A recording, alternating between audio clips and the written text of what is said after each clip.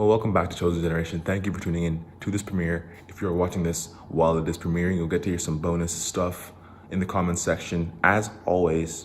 And if you're not watching this while it's premiering, thank you again for watching. As you know, there's a Russia-Ukraine war going on right now.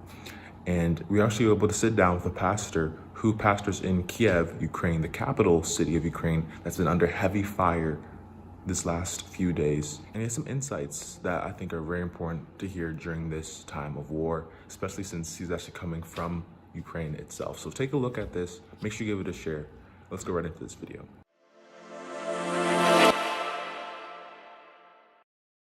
Guys, welcome back to Chosen Generation. Today I have a very special guest. He's a founder of one of the largest churches in Europe. He's the senior pastor as well. His name is Dr. Sunday Adelaja. Thank you for joining me today. My pleasure, Shishu. Awesome. So Pastor Sunday is a pastor in Kiev, Ukraine. And as you guys have probably known by now, that's one of the biggest cities that Russia's targeting during this invasion. And so tell me, Pastor Sunday, when did you hear about this news and what was your immediate reaction? Oh, I didn't hear about it. I experienced it. I was in my house early in the morning, about 5, 6 o'clock in the morning. We started hearing some bombs and shellings and noises, and we thought some things were collapsing around us. And then we didn't know what was happening, and we were thinking, what could this be? Until the news came that this is actually an attack. So it was just near my house. All these things were happening. Wow. And what was going through your mind at that point when you heard all the bombing and shelling and things like that? I was thinking, well, I hope it doesn't get to us. And we started to pray. And wow. Yeah, we started to pray and just prayed that God would protect everybody. And then we started hearing the emergency alarm from the government telling us and giving the instruction that we should go to the bunkers and underground and hide ourselves and for protection. Man, so before this point, how long have you been in Ukraine for? 36 years. 36 years. Yep. Wow. And so have you ever... I'm an old man. I would say not too old. Have you ever experienced anything similar to this in the past at all? Oh, no. I hope and pray nobody ever experiences this in his own lifetime. It's something you don't really want anybody to experience. I've seen things like this in movies and on television when they're talking about Syria and Libya and Iraq and Afghanistan. But those things always look to you as something so far away, and it's exactly. Like you've just been entertained in your house, really. But when it's happening right on your head, and you could be the next one to be scattered into pieces, it's a different feeling. Very true. So what was the reaction of your church members, and are some of them still back in Ukraine? Yes. Oh, yeah. A lot of them are still back in Ukraine. We've had over 2 million people who have left Ukraine right now. But out of that 2 million people, we have a lot of church members who have left. But our church all over Ukraine is going to over 20,000 people, wow. Maybe 30,000 people. So a lot of people are still behind, and they are all praying every day. We have 3-4 hours prayer online wherever people are. They join on the marathon prayer chain that we've been conducting since the war started. That's very good. So do you think that prayer is probably one of the most important things you can do right now, especially if you're living in Ukraine? No, the most important thing you can do if you live in Ukraine is to escape. That's true. That's true. It's to find a hiding place. And after that, then you can find time to pray. I agree with that. That's very true. Man, so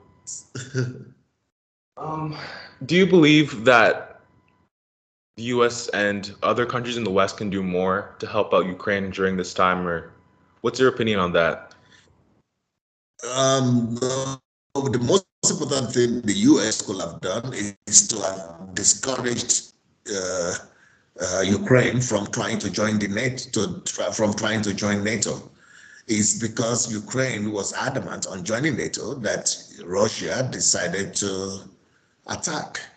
And but when Ukraine was telling NATO people that we want to join, and despite the opposition from Russia, the NATO people were supporting Ukraine. They were saying, "Oh yeah, go ahead. You are a sovereign nation. Nothing will happen. We're going to sanction them if they try to do anything. They will never do anything." So that is where I would think that the West and the U.S. in particular, they are all at fault and guilty of this war. It's not just the fault of Russia and Putin, but there is a fault of Ukraine and the West as well. And but I think that the West could do now is to try to remain neutral in this fight, because if the West and the US will be supplying some military weapons or aircraft, or trying to do anything to intervene or to help Ukraine in any military way, is going to lead to the Third World War. It's going to be very devastating, because Russia is very clear about the intention that any nation that tries to intervene, they're going to attack that nation, and that could lead to a world war. That's interesting. So, are you a little bit worried, perhaps, that there could end up being a third world war?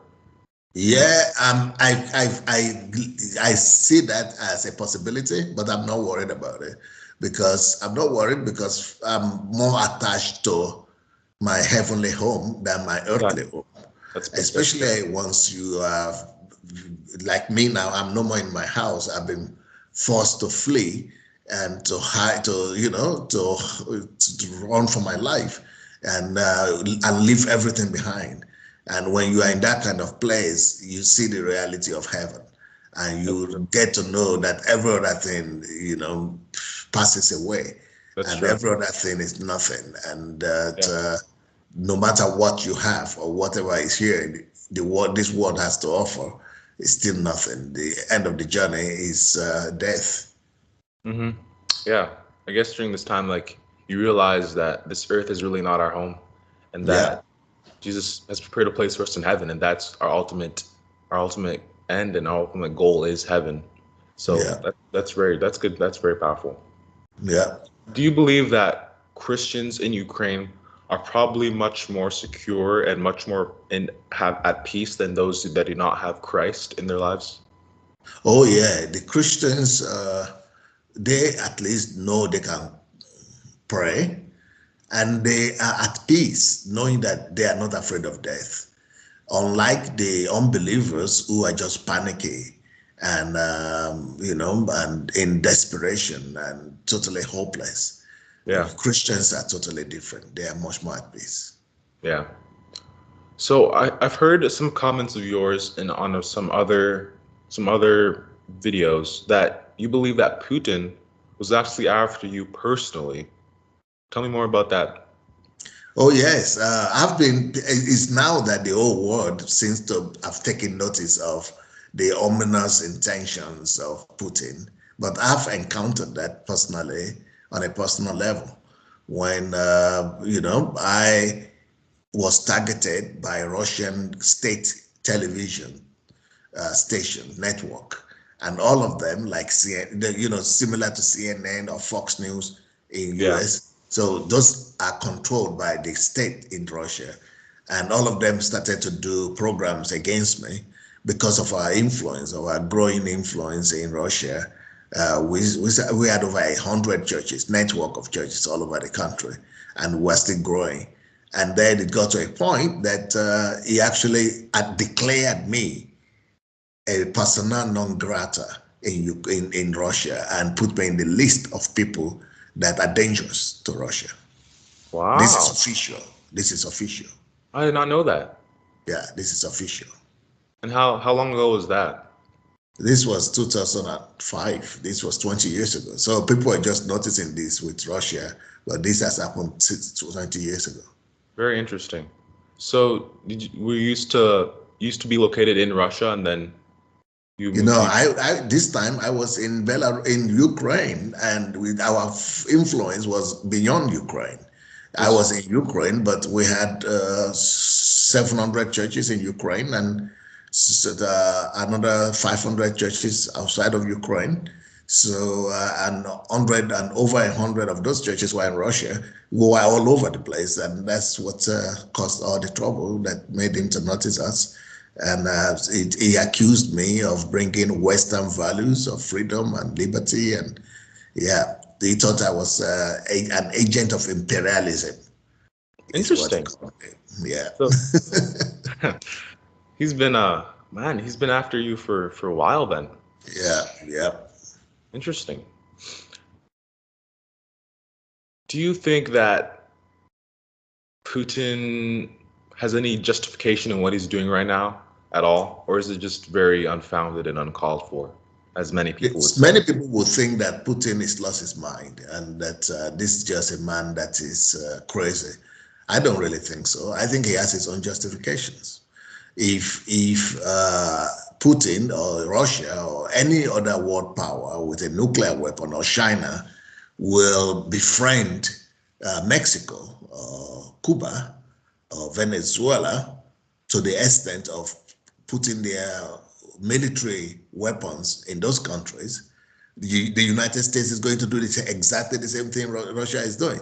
Yeah, the United States is going to bomb Mexico off the map.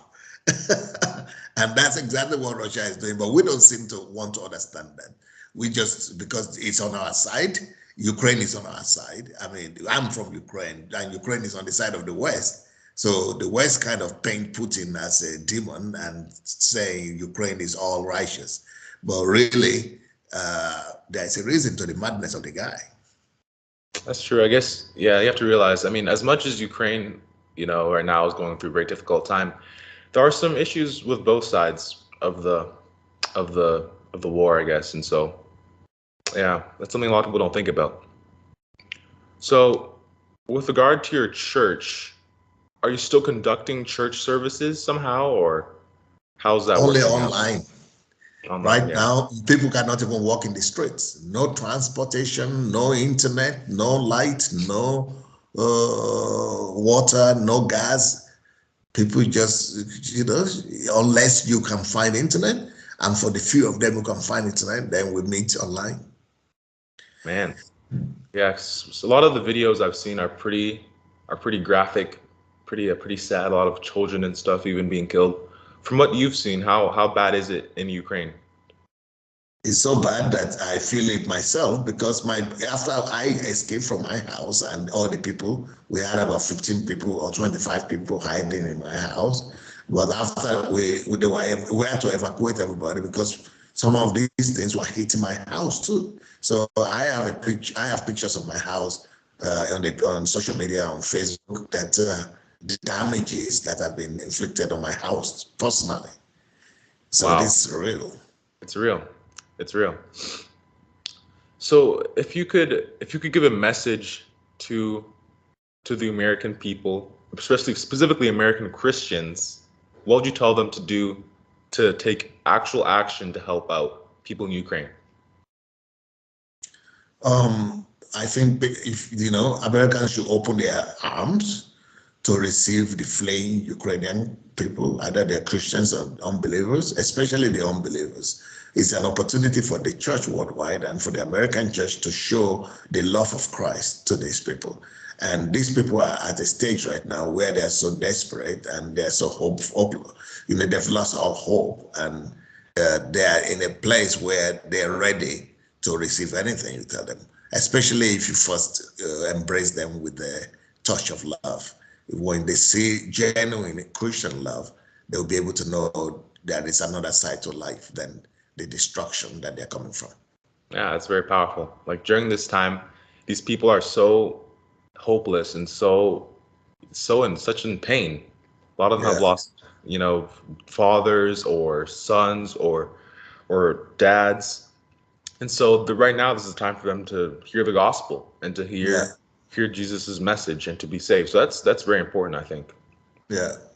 Because they are very vulnerable right now. So they are much more open to receiving than ever before. Wow, powerful.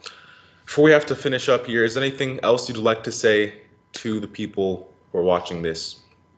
Yes, I would like to tell people who are watching here not to demonize any side of the conflict. I don't want people to come up, like I see people, a lot of people calling Russia and Putin names and demonizing them and things like that. Everybody have their own truth. There is a truth on the side of everybody, their own eyes, why they do what they do. I just want us to pray both for Russia and Ukraine, pray for Putin and the rest of the world leaders, that God will give them the wisdom to be able to take the right decisions. That's powerful, yeah. Because, as Christians, we're called to love our enemies. Yeah. Even Putin. But sometimes when you look at what Christians are writing, it's like that portion of the Bible is thrown away. It's like it's no more there. Yeah. That's true. Some of the Christians, they say, "Oh, love your neighbor as yourself," and then suddenly they're putting on things on Twitter that I can't even read out loud because it's so profane. So that's very true. That's very true. Well, thank you so much for joining me, Pastor Sunday. I've enjoyed it. I've enjoyed it so much. Guys, if you want to check out Pastor Sunday, I'm going to link his blog in our description and his social media Facebook page as well. Make sure you guys pray for him and his church. Pray for Ukraine as a whole, and pray for Russia too. Like he just said, they need Jesus just as much as the Ukrainians do. So guys, thank you for watching, and thank you, Pastor Sunday, for joining me. Thank you. Thank you so much for having me. Blessings. I'll see you guys next time. God bless.